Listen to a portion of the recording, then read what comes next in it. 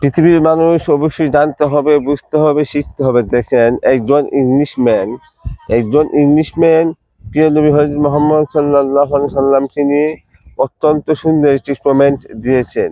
সে একজন ইংরেজি সাহিত্যিক কবি জর্জ বার্নার্ড শা। যারা ইংলিশ লিটারেচার নিয়ে পড়াশোনা করেছেন বা ইংলিশ নিয়ে যারা একটু গবেষণা করেছেন, রিসার্চ করেছেন, তারা অবশ্যই বুঝবেন যে ইংলিশম্যান খ্রিস্টান জর্জ বার্নার্ড শা, হ্যাঁ, সে খ্রিস্টান। সে একটি কমেন্ট দিয়েছেন বিশ্বনবী হযরত মুহাম্মদ সাল্লাল্লাহু আলাইহি সাল্লামের বিষয়ে, আমাদের প্রাণপ্রিয় হযরত মুহাম্মদ সাল্লাল্লাহু আলাইহি সাল্লামের বিষয়ে এই কমেন্ট দিয়েছিল যে, "I have always held the religion of Muhammad in high estimation because of its wonderful vitality."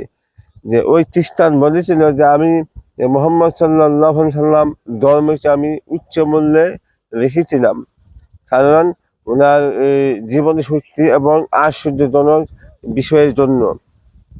সে আবার কমেন্ট দিয়েছেন ওই ইংলিশম্যান জর্জ বার্নার্ড শা। সে বলছে যে, he must be called the cyber humanity in the world. তাকে পৃথিবীর মানবতার ত্রাণকর্তা বলতে হবে।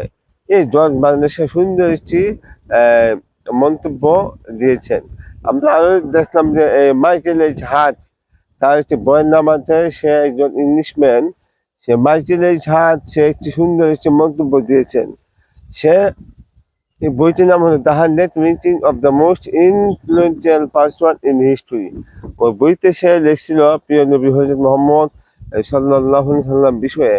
সে একটি কমেন্ট দিয়েছিল যে, অফ হাম্বল অরিজিনস, মুহাম্মদ সাল্লাল্লাহু আলাইহি সাল্লাম ছিলেন একজন নম্র, ভদ্র এবং বংশ সুন্দর একটি পরিবারে জন্মগ্রহণ করেছিলেন।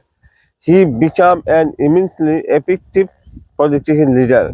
তিনি একজন অত্যন্ত গুরুত্বপূর্ণ রাজনৈতিক নেতা হয়ে ওঠেন। এই কমেন্টটা দিয়েছিল মাইকেল এইচ হার্ট। তার বইটি আপনারা গবেষণা করবেন, বুঝবেন। তাহলে ইহুদি খ্রিস্টানগুলো যদি প্রিয় নবী মুহাম্মদ সাল্লাল্লাহু আলাইহি সাল্লাম ছিলেন সুন্দর একটি মন্তব্য দিতে পারেন, তাহলে সমাজে নামধারী মুসলমানগুলো কি কমেন্ট দিয়েছে নবীজির বিষয় নিয়ে?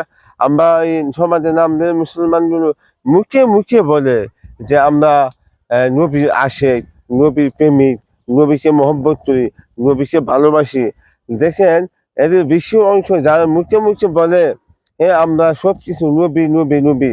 দেখেন, নবীকে ভালোবাসতে হলে আপনার নবী সুন্নত মানতে হবে, নামাজি হতে হবে, নবীজি শ্রেষ্ঠ দুরূদগুলো আপনি পড়তে হবে, আল্লাহ তাআলার প্রতি তাওয়াক্কুল অর্জন করতে হবে, নবীজির বিষয়ে সুন্দর আপনি নবীর শান বলবেন, নাতে রাসূল গাইবেন, নামাজি হতে হবে, হালাল ইনকাম খেতে হবে, তাহলে তুমি নবী আশেক। আর সমাজে নামধারী মুসলমানগুলো দাবি করে